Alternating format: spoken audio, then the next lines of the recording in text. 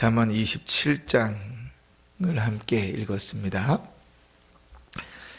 성도의 삶은 늘 하나님의 인도하심을 받는 삶입니다.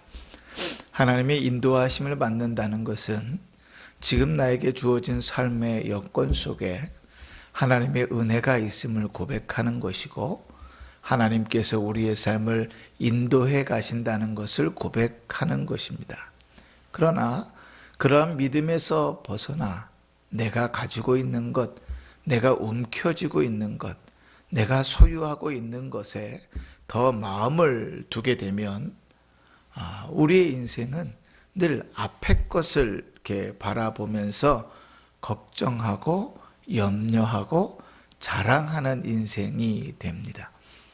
다시 이야기하면, 우리에게 주어진 삶 속에서 우리에게 주어진 것, 그것이 하나님의 은혜요 하나님의 인도하심이라고 고백하지 않고 하나님보다 그것을 더 의지하고 살게 되면 우리에게 주어진 것, 그것이 우리의 자랑이 되고 또는 걱정거리가 된다는 말입니다. 오늘 1절 말씀을 보면서 다시금 구체적으로 좀 살펴보십시다. 1절에 이렇게 시작하죠. 너는 내일 일을 자랑하지 말라. 하루 동안에 무슨 일이 일어날는지 내가 알 수 없음이라. 그치? 내일 일을 자랑하지 말라. 누가 내일 일을 자랑하겠습니까? 오늘 든든히 가지고 있는 사람, 오늘 걱정이 없는 사람이 내일 일을 자랑합니다. 그죠? 오늘 곡식이 많아서 이제 내일 모레 글피 장래에도 먹고 살 걱정이 없다고 생각하는 사람, 그런 사람들이 내일 일을 자랑하고 보장하고 사는 것이지요. 그런데 하나님 뭐라고 말씀하시냐면, 자랑하지 마라. 내일이 되기 전에, 오늘 무슨 일이 일어날 든지 아무도 모른다. 그지? 지금 드리는 이 예배가 우리 인생의, 내 삶의 마지막 예배일 수 있다는 거예요. 왜? 오늘 무슨 일이 일어날지 나는 모르니까요. 그러니까 하나님께서 내일 일을 자랑하지 말라 하시는 것은 우리는 한 치 앞의 일도 알 수 없는 사람이기 때문에 그렇지요.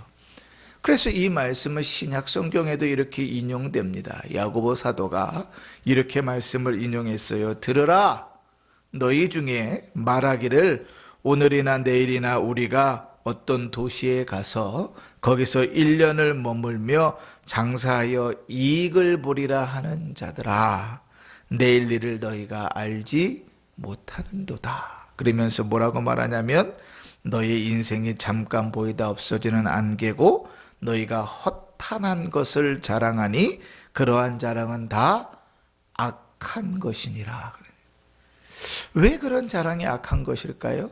거기에 신앙이 없기 때문에 그렇습니다. 하나님이 없기 때문에 그렇죠. 예수님께서도 이런 비유를 들으셨습니다. 풍년이 들어서 곡식이 많아졌어요. 그래가지고 창고를 헐고 창고를 크게 짓고 거기다 곡식을 가득 채웠습니다. 그리고 스스로 생각하는 거죠. 야, 이제 몇 년은 놀고 먹어도 껐떡 없겠다 생각했다는 것이죠. 자, 그런데 예수님께서 뭐라고 얘기하죠? 오늘 밤에 내가 네 생명을 취하여 가면 그것이 다 누구 것이 되겠느냐. 그러니까 인생은 나에게 주어진 건, 내가 움켜쥔 것을 의지하며 살아가는 인생이 아닙니다. 우리는 보통 돈, 그죠? 명예, 권력, 건강, 지금 내가 가지고 있으면 그것으로 다인 줄 알고 살잖아요. 그러면서 하나님을 계속 밀어냅니다. 하나님이 우리의 인생이시고 하나님의 은혜로 살아가고 하나님께서 우리를 이끌어 가신다는 고백이 아니라, 그분은 보이지 않는데 건강은 내가 알고 돈은 내 손에 쥐어져 있으니 그것을 더 의지할 바가 되는 것이죠. 우리 옛날에 연탄 보일러 뗀 적이 있었어요. 그죠? 겨울이 되면 월동 준비하는 것 중에 하나가 뭐냐면 창고에다가 연탄 가득 채워놓는 거였어요. 연탄이 없으면 늘 불안하죠. 늘 불안합니다. 하루하루가 걱정이 되고 힘든 삶을 사는데, 그래도 어떻게 목돈이 생겨가지고 연탄을 창고에다가 딱 가득 채워놓으면 든든하다. 겨울이 든든했다고요. 그지? 그러니까 우리는 이제 그런 존재라고요. 나에게 주어진 것으로 미래를 보장하고 살고 자랑하면서 사는 인생이잖아요. 그러면 그 순간에 하나님은 어디 있는가? 지금 그 얘기를 하고 있는 겁니다. 그러한 인생이 참 불쌍한 인생이고 못난 인생이라기보다 그러한 인생 속에 하나님이 어디 계시는가를 확인하자는 거죠. 자, 이런 이제 상황이 우리가 이제 극도로 가면, 오른쪽으로 가면 자랑하는 것으로 이어진다 그랬어요. 그래서 오늘 내일 일을 자랑하지 말라 그랬잖아요. 그런데 그렇게 내 안에 주어져 있는 건, 내 손에 주어져 있는 것을 의지하고 하나님을 의지하고 살지 않으면 반대로 가면 어떻게 되냐면 염려가 됩니다. 하나님을 의지하고 살아가는 자, 그런 우리 주님께서 이렇게 말씀하셨어요. 너희는 먼저 그의 나라와 의를 구하라. 그리하면 이 모든 것을 다 너희에게 더하여 주실 것이다. 하나님께서, 너희 천부께서 너희의 필요를 다 아신다라고 말씀하시잖아요. 하나님의 말씀이 명확하거든요. 하나님 네 인생을 다 아신다.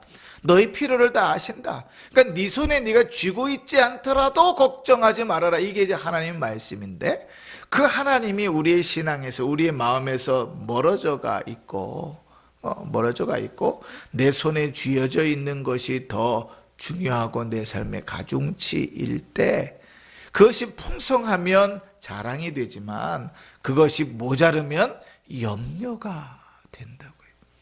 그러니까 내가 오늘을 살아가면서 무엇을 의지하고 사는가, 이것이 대단히 중요한 것입니다.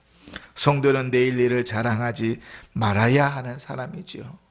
우리가 소유한 것으로 장담하지도 말아야 되지만 알 수 없는 미래를 놓고 우리가 소유한 것 때문에 염려와 근심과 걱정 속에 살아서도 안 되는 것입니다. 그게 성도의 인생이에요. 자, 그런데 한 걸음 더 나아가서 우리가 이제 자랑이라는 말을 했잖아요. 1절에 보시면 너는 내일 일을 자랑하지 말라 그랬잖아요. 그런데 이 자랑이라는 말이 나를 통해서 쓰면 자랑이 되는데 남에게 쓰면 칭찬이라는 말이 됩니다. 2절을 보실까요? 타인이 너를 칭찬하게 하고 내 입으로는 하지 말며 외인이 너를 칭찬하게 하고 내 입술로는 하지 말라. 여기서 칭찬이라는 단어가 히브리어에서는 위에 1절의 자랑이라는 단어와 똑같은 말입니다.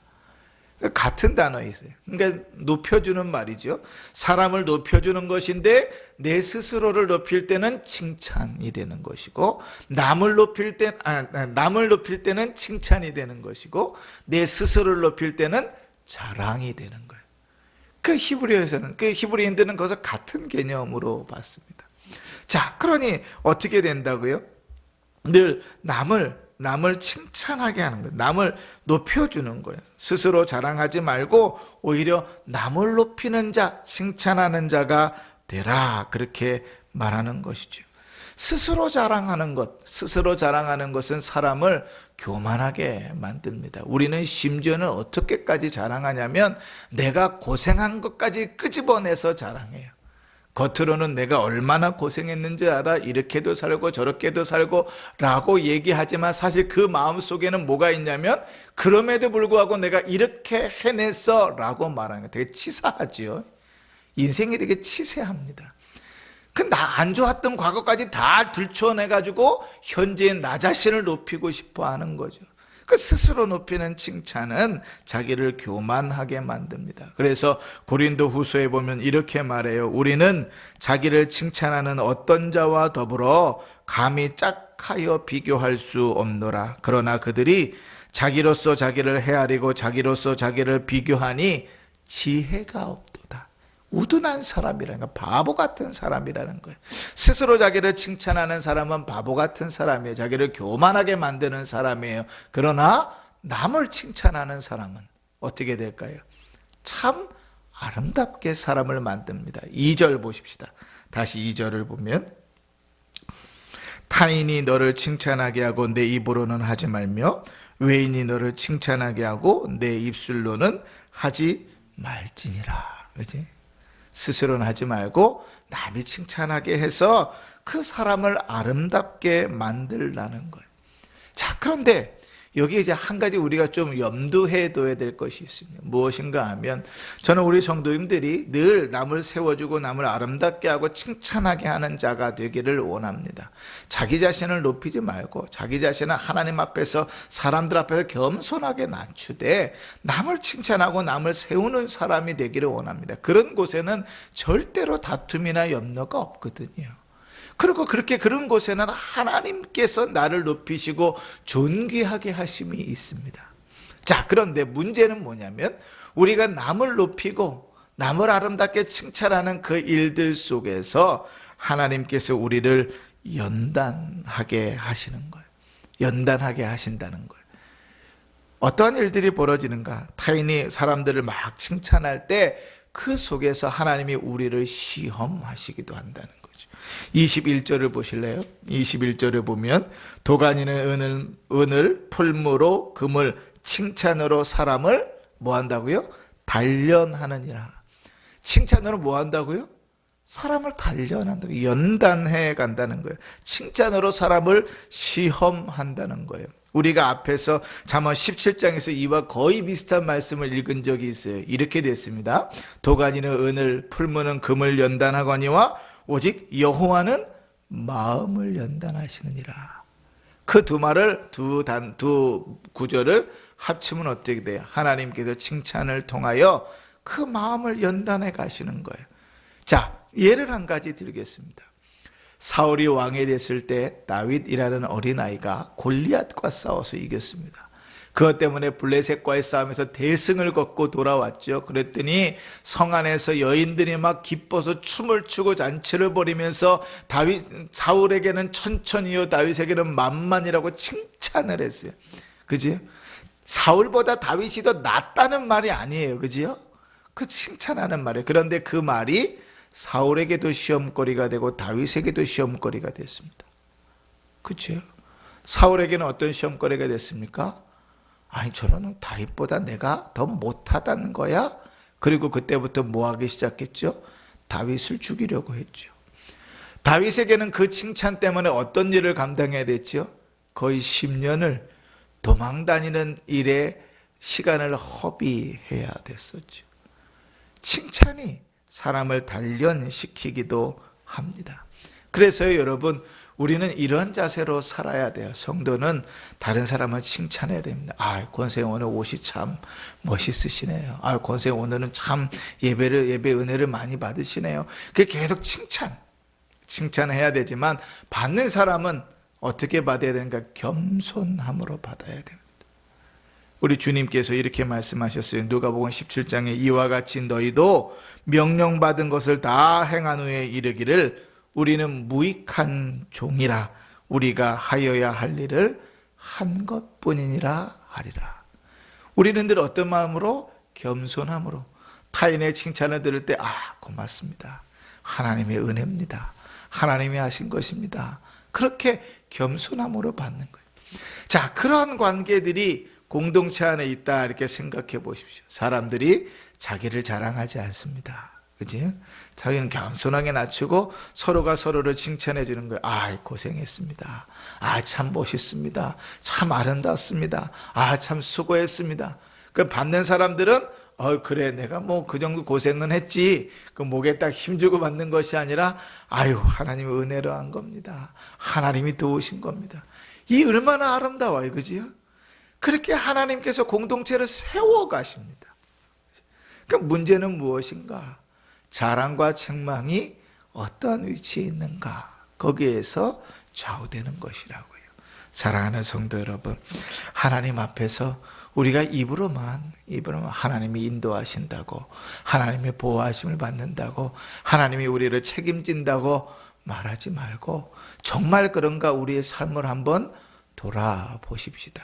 행여나 우리의 입술로 우리 스스로를 자랑하면서 마치 하나님이 없는 자처럼, 마치 하나님의 은혜가 없이 내 힘으로 살았던 것처럼 살고 있지는 않은지, 내가 움켜쥐고 있는 것으로 자랑하고 살고 내가 움켜쥐지 못한 것으로 염려하며 살고 있지는 않는지, 우리 자신을 돌아볼 수 있기를 바라고, 타인에 대해서는 열심히 칭찬하고 높이고 세우는 일들 속에서 하나님의 일하심과 하나님의 위대하심과 주께서 세우신 하나님의 형상으로 지음받은 자가 아름답게 세워지는 일들에 힘쓰시고, 그로 인하여 주께서 세우신 교회가 아름답고 든든히 세워지는 그런 복된 삶의 주역들이 되시기를 주의 이름으로 축원합니다. 아멘.